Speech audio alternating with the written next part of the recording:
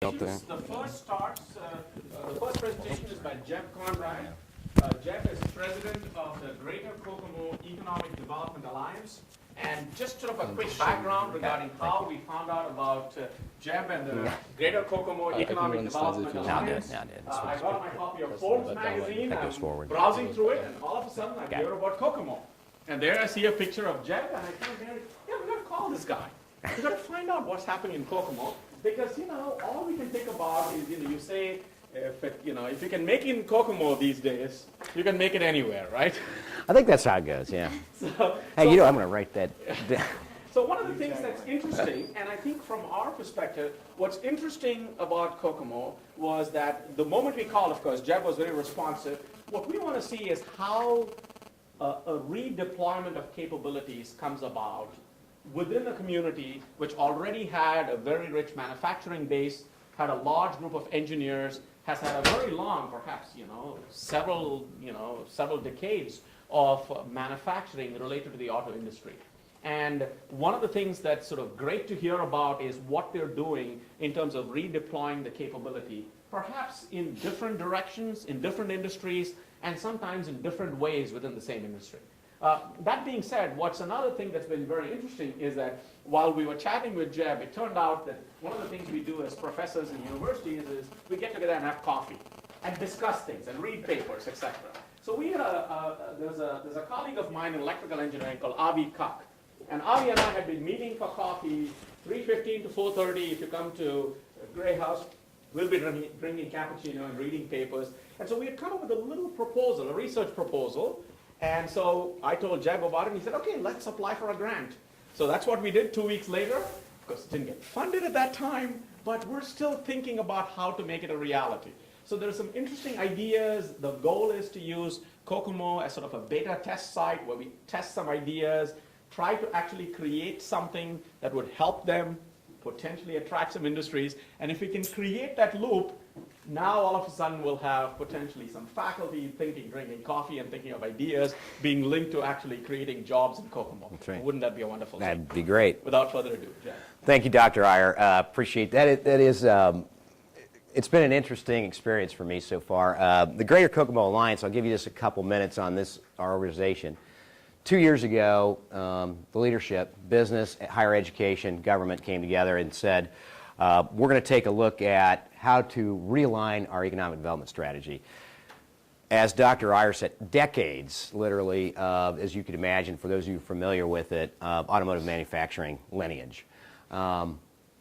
Peaks and valleys were just enough that everybody be concerned for a short period of time, and then things would work back out, and everybody was happy. And to be honest with you, the community will tell you that a very interesting structure of being fat and happy, but not really. Didn't understand it and was very vacuumized. I mean, everything was pretty much surrounding this region. And finally, with the changes that came in the last couple of years, hitting the automotive industry, this community came together and brought 5 organizations really together into one to try to drive some of that. And Lafayette has a similar structure where some of the economic development strategies are all housed in one shop. And I had been in the private sector and then got lured into economic development in Indianapolis for a short period of time, I said, and it ended up being about 7 years. And said, I'm done with it. That's too much. It's too much. It's wore me out. And Kokomo, this unique opportunity, the struggles and strategies that they have had that they were able to move forward with, I saw this as a great challenge for me personally, as well as for the community. And the leadership came to the table, brought money to the table, and said, we're going to do something a little bit differently than what we've done before. So as Dr. Iyer said, is that what I've tried to bring to that community and what I've worked with the leadership there is the size of that community versus my time in Indianapolis. Kokomo's about 46,000. Howard County's about 80-some. Our MSA's maybe 150,000 people. And of course, Indianapolis, 800 plus, 860,000 people. Very difficult to be as nimble as we can be in Kokomo. And that intrigued me as well. And what we've tried to do is say, let's step back, bring all the business leaders, higher education, and government together. And they're all represented on our board of directors. And set out some strategic opportunities to change our industry's philosophy as much as we can. Again, without ever turning your back on what we're good at. I mean, Kokomo will always be manufacturing. There will always be a large manufacturing element there of some sort. Is it all going to be automotive or from Delphi? Probably not. So that's our strength, and we know that's one of our strengths. It was never mapped. Nobody talked about it. We had no targeted industry sectors as a region, let alone as an individual city or county. That's where we're at right now. What can we do? What we're really in this position to transferring some of the intelligence, the opportunities, and the assets from our community into emerging industry sectors. And because we're smaller and more nimble, and we've got all of the leadership sitting at that table, we want to be a pilot, really, that could be utilized for other communities that are faced with similar challenges. We've had conversations with the state of Indiana through the IEDC.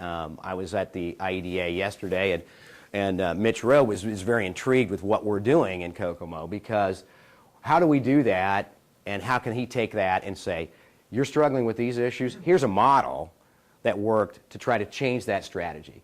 And I will tell you, probably one of the biggest challenges that we've had is that we probably have 4 or 5 generations of the heyday of automotive manufacturing, in our community. There was a young lady I talked to the other day who's been in the radio advertising business for a while, and I can't remember how many of her friends, when they graduated from high school, that day they went over to Delphi, and there was Delphi employees with clipboards and applications. And you can come in today and you can make $25 an hour plus benefits, and we need you. Those days, as you all know, are over, and understandably so. And both Chrysler and Delphi in our community have had to readjust their philosophies and also their business model to be competitive. And that's led to opportunities for us as well. So we're never going to, we know what we're good at. We're not going to turn our back on that. What we have been doing, though, is looking at some unique opportunities. First thing we did is to go back and really map our assets. What are our assets? There's 2 or 3 things that are going on. Delphi's intellectual capital and their expertise, how is that going to be leveraged into tomorrow's emerging industry sectors? They're already doing that on their own. I think most of you have read about it. They got $89.1 million to help work on some of the power electronics associated with the future of the electric vehicle. And that's going to be done in Kokomo, Indiana, which is amazing, to me anyway. They have 10, 12 technologies in their pipeline right now that this relationship with GM and their emergence from bankruptcy is going to open some of those doors for them. Are they going to make all that stuff in Kokomo or in this region or in Lafayette? No, they're not. But the discovery of those and that continual intellectual capital is going to be captured in our community. And how do we leverage those opportunities is what kind of our goal has been. So they are a huge asset for us, and we realize that. And we did the mapping associated with that. We're in the process of regional asset mapping, and through the WIRED grant process, which unfortunately did not fund Dr. Iyer and our project that we put forward. We are in the process of, we did a regional workforce assessment. Graham Toft did that study, came back to really show the proficiencies of this region, and included Lafayette in that process, by the way. That data is going to be married with the other assets, physical assets, operating assets, as well as supply chains that we believe will help position us as a region better. And Kokomo's in the middle of most of that because most of the eastern part of this WIRED region, this 14-county region as we call it, that's got federal grant associated with it. It's pretty much centered around, we're the employment base for that piece of the region. So that process is going on right now. And what we believe will be discovered is that we're expecting, and what we believe is, the results are there'll be 7 or 8 industries. About half of those are going to be traditional in nature, and about half of those are going to be emerging in nature, that this region is positioned better than any other region in the U.S. Now, do we know that internationally? Not yet. but we believe as far as our opportunities in the United States in competition with other communities, which is good for 14 counties plus the state of Indiana. And so we're in the process of that right now. Those results, I believe, are going to be done, I think the draft comes out the 30th of September. So you'll probably hear a little bit about how those things are, and we'll see things that like what we're talking about. We realize what we're good at, so we kind of move forward on a couple of them. But that is going to be something that really gives us a leg to stand on, and I guess that's the point. In economic development, if you show me an economic development group that doesn't tell you that their community has the best quality of life, then they're not really doing their job, because everybody says that. Everybody thinks they know what their community should be good at. Should you be life sciences? Well, sounds great. I mean, should you be in medical manufacturing? Maybe. But if you don't have the map and the data to back that up, it doesn't work, which is why having a higher education institution, in our case, we've got Purdue presence in Kokomo, at IU Kokomo, and we also have the regional Ivy Tech campus, and both of those resources are helpful in that process for us. But you can't always, what you should be and what you want to be don't always match. And that is a very difficult challenge for most communities to come when you're talking to leaders of those communities, especially those who get elected every 2 to 4 years, as you can imagine. The supply chain transformation project is the one that Dr. Ayers talked about. We believe this is really going to be an opportunity. We want Kokomo to be the model. How do we take the traditional supply chains that were set up for the automotive industry usually around Chrysler and Delphi mostly, small, medium-sized shops that have a high-quality workforce, they've got a lot of equipment, they have the ability to operate at a fairly low cost. Kokomo was #1, I think it was CNN, I don't know if it was CNN or MSN, most affordable housing in the country. And we're in front of East Lansing by just a little bit. So the operating costs of Kokomo are extremely competitive. But how do we take what the emerging industry needs are and turn those into supply chain opportunities for suppliers who are wearing 25 hats and are focused on surviving through a very challenging time for them right now? They had 80% of their sales were to Delphi Manufacturing, and now they sell about 10% to them as they used to. And so they've been picking up bits and pieces of work, but they haven't been focused on the industries, and they don't understand what the needs are for the future.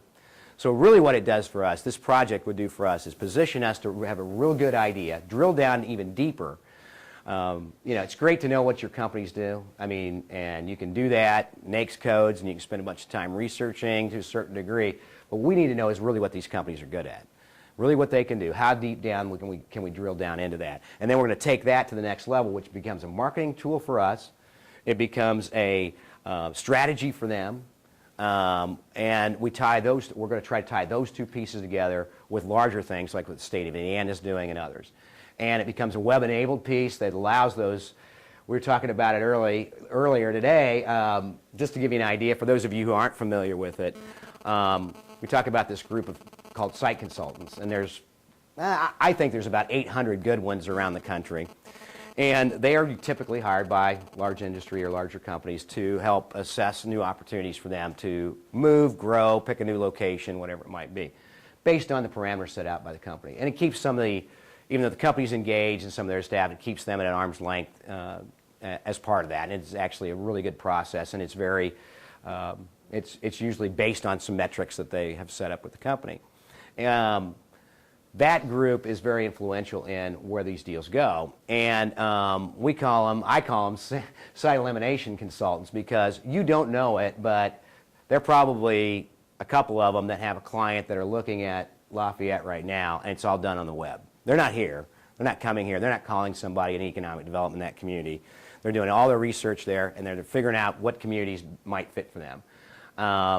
And then they keep all their data on their own, and then they just kind of do that assessment. And they look for the path of least resistance that still meets the needs of the client, and it's going to be the best deal for the client, because that's how they get paid. And so that group is very influential in those deals. Now, there's not a lot of those going on right now, as most of you know. There's a few. There's rumors all over Kokomo that there's a deal in the Gatrog plant in works right now, finally, which was a project that was totally unique and interesting, which is one of those unique buildings that's available, never got used. It's brand new. It's got everything done but the inside, 800,000 square feet, limited users, but that would be a real boon for this whole region to have something done in there. We believe it's a renewable energy manufacturer, but we don't know that. Rumors are all over about the deal on that building, but the fact of the matter is that there aren't a lot of those out there right now. So having an understanding of bringing the best needs to those consultants is very, very important. There's a lot of techniques to doing that. Greater Kokomo Commerce does that, and we've worked with them before too. The other thing that we talk about, and most communities do too, is that Chrysler and Delphi both have a long history of the training mechanisms associated with that, as most of you could realize. Very, very high trained workforce. We had 750 former Chrysler employees that took the buyout, I don't know when it was in the spring, that put them back into the marketplace. Most of them are staying in Kokomo or are in Kokomo, or Miami County, really, to be honest with you. That's where most of those folks have located by the demographics. And they want something to do. They're looking for new opportunities and jobs. They've had quality training. They've had all types of OSHA training. I mean, they've had all of those things done, which means they're qualified to start very, very quickly with some on-the-job training. So how do we take those skills and make sure we're marketing those appropriately, like most communities? And the thing is, we've done an assessment of that, as I said earlier. So that matched with the asset mapping, we believe is going to position us to show where we should go as a community in the areas of emerging industry sectors. There's three things that I thought you might find interesting. One is the workforce piece. Christy Bozick, who's with Purdue University and are in Kokomo and on my board of directors, the renewable and advanced energy workforce is a kind of a redeployment strategy of workforce. What we're doing is both Purdue and Ivy Tech are looking at what those pieces are that will be fitting for those emerging industries in the areas of sustainability and advanced energy. So what's that curriculum look like? How do we batch those things together? Our Ivy Tech campus is very involved in that. If the trend continues on green technologies, somebody's got to put them in, somebody's got to fix them, somebody's got to repair them, whatever it is. We've got a wind farm going up in Howard County right now. That's the Met Tower's up and the property's been secured. They haven't built anything yet, and I'm sure you've seen the other ones. Our question becomes, how's that maintained? Who's going to do that? How are those done? Companies know that to a certain degree, but if you can say, we've got 200 people that know the whole process here, from power electronics and engineering all the way down to installation and management, you also have an opportunity to sell that to local. So that was a wired grant project that was funded. That report will be out before the end of the year. That we believe will be help both Purdue, IU Kokomo, and Ivy Tech be better positioned. The other interesting thing that we've done is we started a company at our incubator, Inventrec Technology Park in Kokomo, former Delphi building. We've had it for 5 years as our incubator. It's a certified technology park. We tried to figure out a way to capture some of those displaced engineers. We knew that they were top of the line.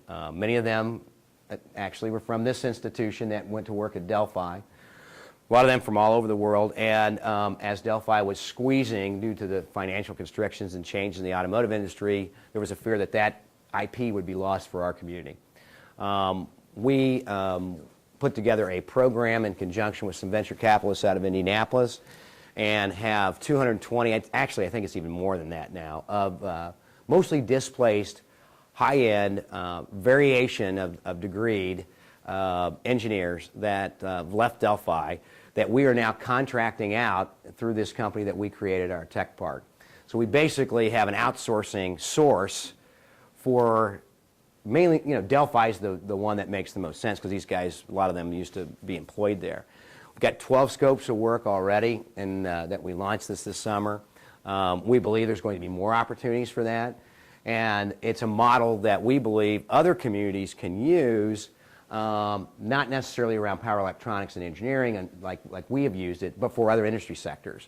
displaced employees, how do you keep them there? How does that work? How do you fit that together? And how do you keep them interested? We build a CAD lab at our technology center, which allows these folks to sit in. It's, whiteboards all the way around, and they sit in these rooms and they can collaborate and talk about stuff, and we contract them out either individually as a group for either anything from a day on a project to potentially 2 or 3 years.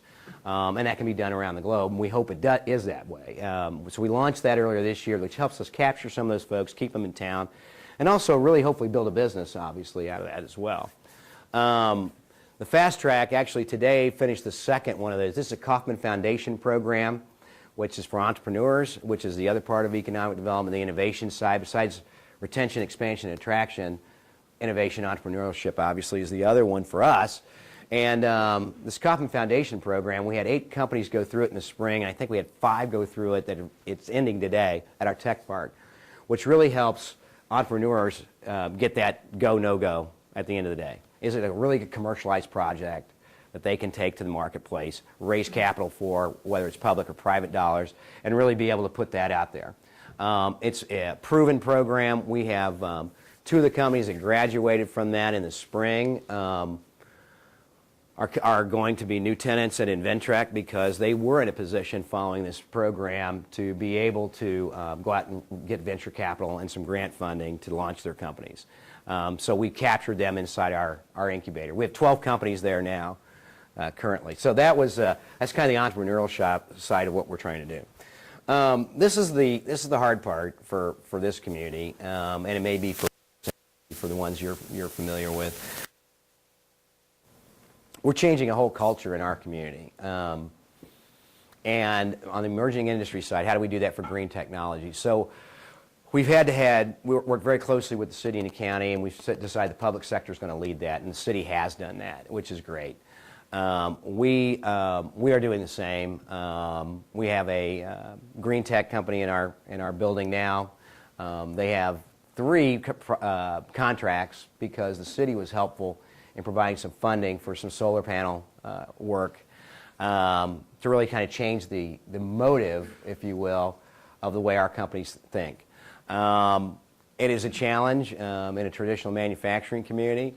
The one that I always look at is the last one up there, which is how do you change 5 generations worth of manufacturing and the mentality and the culture of a community to start thinking about emerging industries surrounding sustainability. It's not easy. It's not easy to do. We have focused on bringing that message in conjunction with resources to those different industry sectors. We're looking at the long view. We've been working closely with Duke Energy to try to figure out how Kokomo and Howard County can fit into the future of the smart grid system. This presentation actually is similar to the one I gave to that group, where we're trying to make sure that we are positioned appropriately to be ready for that. And because we're so nimble, we can do some things that other communities can't do, and we've got everybody on board, and we can do it tomorrow. And it's not easy convincing everybody of that, but that's where we're at. So we want to make sure that we're set for retaining those businesses that are interested in that. We were talking about it earlier. I always tell the story about meeting with one of the leaders at CB Richard Ellis at one of their conferences, and largest commercial real estate firm in the world. And their clients that they work with, they are encouraging to them, not telling them what to do, but they're brokers to help clients look for communities that have embraced emerging industry surrounding green technologies.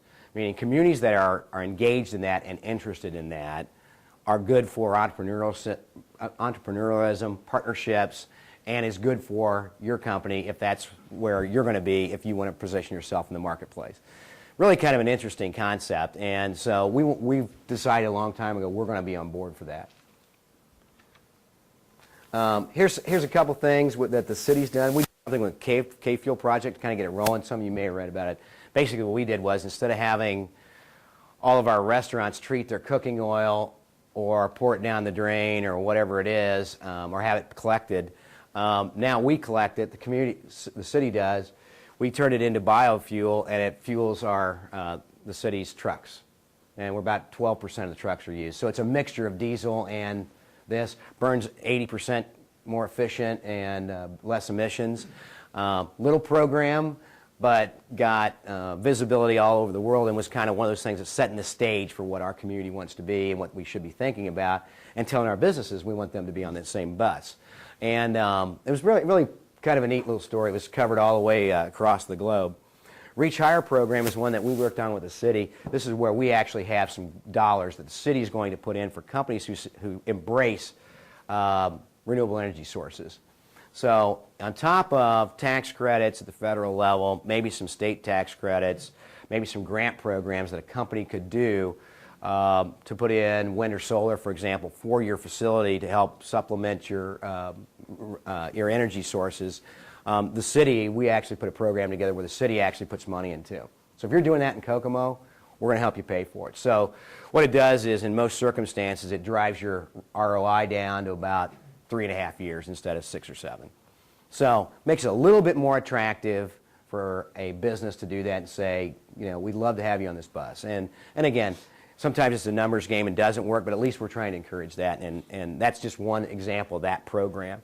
And then we're doing all these seminars for all of our businesses.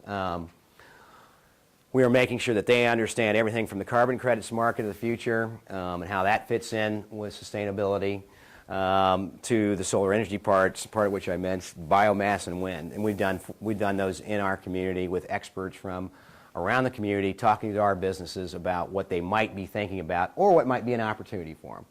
And that's nothing really that unbelievably exciting, but I will tell you it's already led to 2 or 3 opportunities that we didn't know existed. So it's doing that. We've got we're working on, we have a request in, and I don't know how long I have. Tell me, am I okay? Time? Okay. Sorry, you're going to have to give me that. Go ahead. Because I go all day. Department of Energy, we had this idea. Everybody's been struggling with the electric vehicle and what we're going to do. Infrastructure, smart grid. How's there, you know, you probably saw in the news, Indianapolis is talking about putting plug-in parking meters in Indianapolis in certain locations where you can swipe your card, plug your car in, it comes back on your IPL bill or whatever it is. What we're saying is that's great. You got that infrastructure side. You know all the big boys are working on the electric vehicles and all the parts. Delphi's engaged in it, et cetera. We know that all that's going on. But nobody talked about the point of sale. And one of the largest dealers in the state, who's in Kokomo, he came and said, what if we piloted a program here that said, Pam wants to go in and buy an electric vehicle. When you walk in, if the dealership and the salesperson isn't educated on all the different pieces of that puzzle to make that work for your home, then he's not going to sell it to you, and you're not going to buy it. And if we want to have 1 million cars on the road that do that obviously for the environment as well as the other types of opportunities we have, less reliance on fossil fuels, which is the goal, somebody's got to be selling the cars. And the dealers are the manufacturers, the OEMs are only going to do so much. So our thought is there's a void here. So we went to the National Association of Dealers. We pitched the deal to the Department of Energy. They loved the idea. I think here's what's going to happen is that we got support from the National Association of Dealers. I think they're going to end up doing it without us. Is what's going to happen. We wanted to pilot it in Ventrac. But I think they realized it was a really good idea because they want to do everything from setting up the dealerships to where you go in, you want to buy an electric vehicle, and they say, okay, you got to have 220 to do that. Here's the 5 contractors that'll do it. If you can actually even do it with solar if you want, as part of the smart grid system. We'll finance the whole thing, and here's how it works. That was kind of the education model. And then we build these models, and they can be online and web-enabled for all the dealers and all the new employees of dealers all over the country. That was the whole idea. And they loved the idea, and of course, they're probably going to take that from us and leverage it. We thought it'd be a great way to start a business model. We had all the right pieces in place, and I doubt we're going to. But we did not get that grant from the Department of Energy. We just found out. And our education element was increase the adoption of rates of electric vehicles. We want to be a test market for that because we have a small enough market. We think we can do it. Department of Energy believes that, and it's a great thing. And we've got Chrysler and Fiat very interested in using our market to do that, to do some tests on some of those things. And then obviously sustainability in our community, meaning education levels. Start with we've got a program already where we're talking about green energy, green technologies that start with K through 12 already. So we're trying to get, it's not just recycling paper and plastic, it's a little bit more than that, talking about the long-term goal of renewable energy sources. So it's actually really and by the way, all these things that I've been talking about, these were things that this community didn't think about, didn't exist 1 year ago. And again, believe me, it's not just because I'm up there now, but it was something that this community realized, and it took a lot of people to do. That's been the biggest transformation of this community. Are we there yet? No.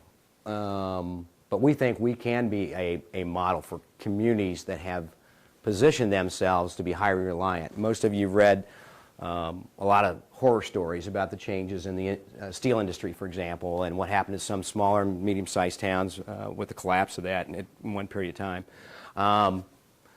Kokomo's not going to do that, and has decided that we're not going to do that. We're not going to be in that position. And even though we are still 42, I think, percent advanced manufacturing in our community, and we don't see that changing. We just don't want 90% of that 42% to be at two places, and the community agrees with that and understands that. On the other note, I'll just mention I did go to Italy with the mayor and one of our county commissioners. We met with the Fiat leadership. There's no long-term commitment, as you can imagine, to any community or to what their goals are. But I will tell you, their strategy that they presented to us, which we brought back and have shared with leadership of the state and others, is a marrying technology that their business model makes a lot of sense and it bodes well for Kokomo and this part of central Indiana as far as what their goals and objectives are. Are we ever going to have, we're going to have all 4,000 people still making transmissions of some sort up there? Probably not, but it's all going to be based on really how they penetrate the market and how their business model changes to see where it goes. But it was a great trip, and we came back. I got 3 prospects. I'll tell you one other thing that you might find interesting about one company we met with in Italy. They've already actually come and visited us in Kokomo. They have, first of all, they're way ahead of us, as you all know, in Europe as far as sustainability and renewable energy sources. One of the companies we met with did a 200-acre solar panel array system at an airport in Spain. They just got done with it. So they're in a different league in Europe. But one of the companies we met with has a technology that they're working on for, basically it's biohazard, I guess was waste removal, and very unique.